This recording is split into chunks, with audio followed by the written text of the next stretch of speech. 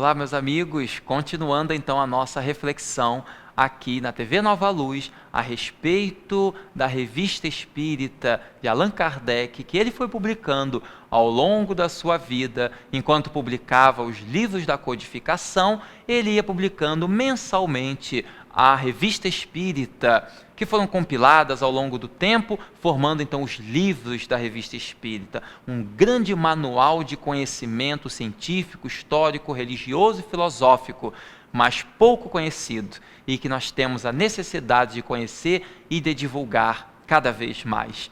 Estamos abordando, como todos sabem, o ano de 1867. Esse ano de 67, estamos agora no mês de março, e no mês de março surgiu uma questão interessante ali na Europa. Allan Kardec era francês, estava ali no epicentro da cultura mundial, e tudo naturalmente que surgia de conhecimento ali se encontrava. Por isso, inclusive, que o Espiritismo surgiu na Europa. Muitas pessoas se perguntam disso. Hoje o Brasil é o maior país espírita do mundo, é o país que mais possui trabalhadores espíritas, instituições espíritas, livros espíritas, onde mais tem o movimento espírita desenvolvido é no Brasil. Muitas pessoas perguntam por quê? Se ele começou na Europa, por que não se desenvolveu lá? O Brasil, ele é mais propício devido à sua própria história, à sua miscigenação, ao seu grau interreligioso de tolerância religiosa. É uma nação mais aberta às grandes ideias mundiais. No entanto, ele não é o berço da cultura mundial. O berço da cultura é e era, principalmente no século XIX, a Europa. Então, Allan Kardec nasceu na França e o Espiritismo começou a se desenvolver intelectualmente na França. Era necessário que o trabalho do codificador se desse ali, para que tivesse uma repercussão maior, porque se a França, juntamente com outros países da Europa, era o coração cultural da humanidade, tudo que surgia ali teria uma maior repercussão, consequentemente, uma maior divulgação. Então, os espíritos tiveram todo esse cuidado, até mesmo no local que o Espiritismo iria surgir. E uma das questões que surgiu na época, muito interessantes, e que o nosso codificador não deixaria de analisar, como grande estudioso que era, foi a questão da homeopatia. A homeopatia surgiu com o grande e saudoso pesquisador Hahnemann como uma terapia alternativa, científica, de grande valor. A homeopatia, ela promove benefícios grandiosos à saúde sem nenhum tipo de agressão ao corpo, diferentemente dos remédios da química tradicional, que faz bem muitas vezes para uma coisa e prejudica a outra, embora às vezes sejam necessários, mas muitos deles têm um efeito também nocivo para algumas partes do corpo. A homeopatia é 100% natural e atua transformando o ser, a estrutura orgânica do ser, de dentro para fora. Atua não só no físico, mas também no perispírito, na nossa parte mais espiritualizada, na união do corpo com o espírito. Atua também ali. Você sabia disso?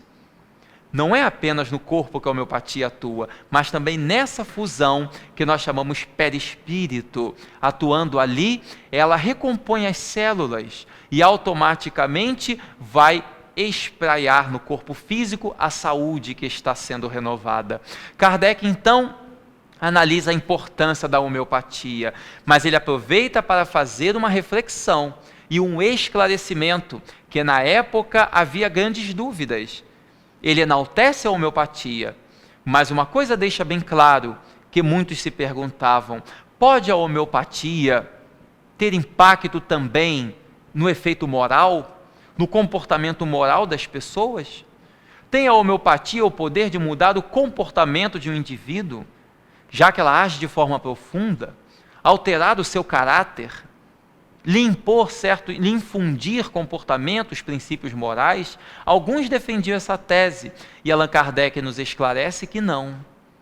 Hoje, talvez, seja muito fácil nós interpretarmos isso. Talvez alguns amigos que estão nos vendo, muitas dessas questões possam olhar e de repente possa estar pensando, mas isso é muito óbvio, isso é muito simples, todos sabem. É verdade, muitas dessas questões é sabido de todos nós, mas é sabido e é muito simples hoje, não há 150, 160 anos atrás. Naquela época tudo era muito novo, então a dificuldade era muito maior. E Allan Kardec então esclarece: a homeopatia não muda o caráter de uma pessoa, não impõe padrões de comportamento, ela beneficia o lado físico, ela beneficia sim a maneira como nós nos expressamos através do corpo físico.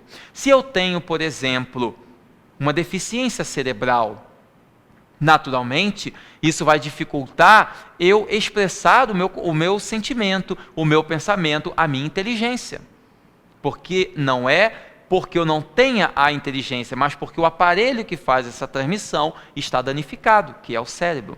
A homeopatia, corrigindo esse dano cerebral, naturalmente vai fazer com que eu consiga demonstrar melhor o meu conhecimento.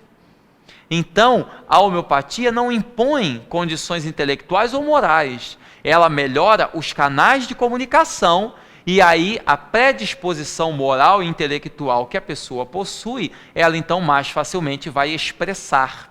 Então, melhorando esse lado, a pessoa demonstra mais inteligência, tem uma disposição maior, vai ter uma moralidade maior, mas não que a homeopatia deu essa moralidade, ela melhorou o canal de comunicação e a pessoa então pôde demonstrar melhor, pôde levar para fora aquilo que trazia dentro de si. Ao tempo todo ele enaltece a homeopatia, mas faz essa ressalva, porque na época muitos acreditavam que a homeopatia, como ela atuava de forma mais profunda no ser, que podia trazer comportamentos morais, que podia infundir novos conceitos, o que não é verdade. Não são os remédios e as coisas de fora que, ingeridos, vão mudar o nosso ser. Essas questões são do espírito e cada um de nós tem a obrigação de fazer a sua transformação moral. A transformação moral é impostergável. Nenhum de nós pode ou deve deixar para frente a tarefa de hoje. Mudarmos-nos a nós mesmos, corrigir o nosso comportamento moral, melhorar o nosso caráter, corrigir defeitos, intensificar virtudes, ser caridoso, ser honesto, ser estudioso, ser solidário, são deveres que nos cabem a todos. E não esperemos que as coisas de fora nos deem isso. Não é tomando um remedinho aqui e ali que isso vai acontecer. É buscando essa luta constante para ser melhor. Uma reflexão monumental em um belíssimo artigo que ele faz nesse mês de março da Revista Espírita de 67. E prossegue, analisando uma comunicação que surgiu na época, lembrando que estamos fazendo aqui um resumo. Como não poderia ser diferente, a obra compilada de 1867 são mais de 300 páginas. O mesmo acontece com todas as demais revistas dele. Então, naturalmente, que nós não vamos abordar 300 e tantas páginas em um espaço de tempo tão curto. Mas nós vamos trazer os pontos principais para servir de convite a você, querido amigo, a mim e a todos nós, um convite para conhecer mais o que Allan Kardec nos deixou, essas pérolas tão preciosas de conhecimento e de virtude. Por exemplo, na época, surgiu uma comunicação do espírito de Abraham Lincoln. Lincoln se comunicou, e naturalmente que sempre há uma grande preocupação quando uma pessoa que foi muito famosa na Terra se comunica. E essa comunicação então se deu. E essa comunicação de Lincoln se dando foi para a análise de Allan Kardec, e ele a analisou. E pelo conteúdo ele percebeu que estava perfeitamente de acordo com aquilo que Lincoln foi na Terra. E ele então percebe que era realmente dele e faz uma belíssima análise da mensagem. E a mensagem dizia como que ele havia chegado muito bem no mundo espiritual, porque na Terra Lincoln foi uma pessoa boa. A nossa chegada no mundo dos espíritos após a morte depende do tipo de vida que tivemos na Terra.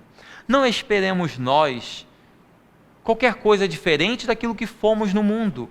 Muitas pessoas têm curiosidade, ensina Allan Kardec, muitas pessoas têm curiosidade de saber como será a sua chegada no mundo espiritual após a morte. Muito simples. Para saber como será a nossa chegada lá, no além, no mundo espiritual, basta ver como vivemos aqui. Se vivemos para o bem, teremos uma chegada muito boa. Se vivermos para o mal, para os vícios, para os desvarios do mundo, teremos uma chegada lamentável, de dores e de sofrimentos.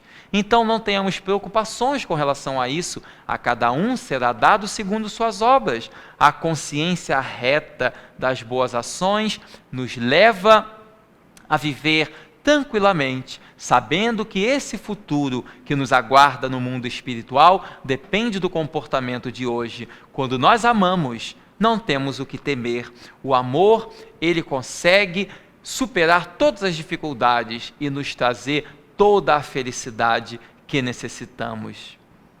E prossegue então a reflexão a respeito da importância da literatura. Ele fala nesse mês de março sobre a importância da escrita, sobre a importância da oratória. Insere aí nesse contexto uma bela colocação a respeito da solidariedade, a importância do altruísmo. A solidariedade é algo tão brilhante que deveria ser ensinado constantemente, deveria estar dentro das escolas. Ensinar solidariedade às nossas crianças deveria ser disciplina escolar. Ele propõe isso na sua época, nos liceus franceses, mas poderia muito bem ser aplicado nos nossos dias atuais. Por que não ensinar caridade para as nossas crianças? Da mesma forma que nos preocupamos em ensinar nas nossas escolas matemática, português, geografia, história e tudo mais, por que não ensinamos solidariedade? É o que o nosso mundo precisa.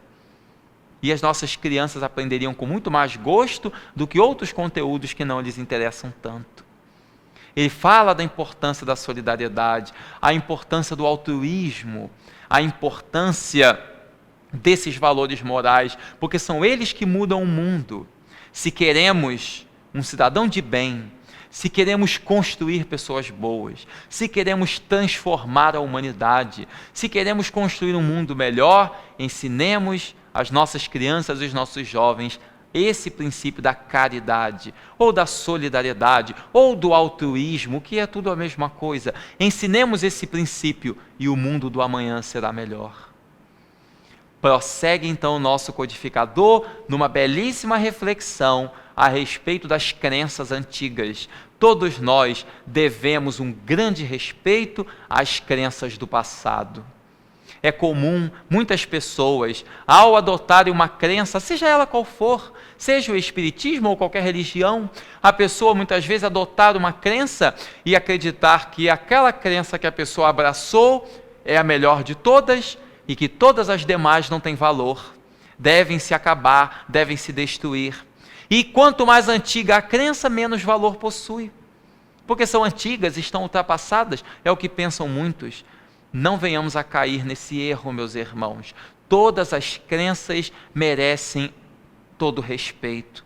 Todas elas têm uma grande contribuição a dar para a humanidade, desde que busquem o bem.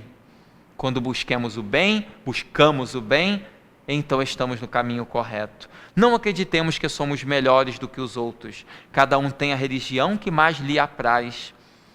O Espiritismo é uma doutrina extremamente esclarecedora, consoladora, elucidativa, que nos explica os pormenores do bem e do mal, da vida após a morte, da vida na terra, que nos explica quem somos, de onde viemos, para onde vamos, por que estamos no mundo, por que sofremos. Nos explica tudo isso. Então nos traz preciosos esclarecimentos. Então não abre margem de dúvida nessa questão do acolhimento com todas as crenças da humanidade. Não caiamos nesse equívoco de fazer com que as crenças do passado possam ser desmerecidas por nós. Só temos hoje conceitos religiosos do presente porque houve os do passado. Só temos hoje recursos tecnológicos no presente porque houve as pedras e os recursos do passado. A vida é uma continuidade. Se hoje estamos aqui de pé conversando sobre religião, eu e você, é porque há 5.000 anos, há 10.000 anos, há 100.000 anos, pessoas já falavam de Deus, já falavam de religião. Muitos foram mortos, muitos foram presos, foram queimados, foram crucificados, foram isolados, sofreram, lutaram, entregaram suas vidas pelas suas crenças, para que hoje nós pudéssemos estar aqui, conversando tranquilamente sobre Deus e sobre a religião. Então, ao invés de desmerecer as crenças do passado, vamos valorizá-las cada vez mais. Vamos valorizar a história dos nossos antepassados, os nossos predecessores. E Allan Kardec então conclui esse período do mês de março de 67 com essa belíssima reflexão: o respeito e o acolhimento às crenças antigas. Conhecê-las para aprender com elas. E entender que hoje estamos aqui porque no passado outros estiveram. E pela lei da reencarnação, nós já estivemos no passado, em outras épocas, abraçando essas causas. Nós mesmos já fizemos parte. A vida é holística, é um conjunto. Entendamos isso. Abraçamos a nossa religião, a nossa filosofia espírita com todo amor, mas sabemos que no passado como no presente, todas as crenças têm um grande valor para Deus e para todos nós. É assim que nós crescemos, evoluímos e aprendemos, com a fé e com a razão no coração. Ficamos então por aqui nesta parte e em breve voltamos para mais um momento de reflexão da obra do nosso querido codificador Allan Kardec. Muita paz para você.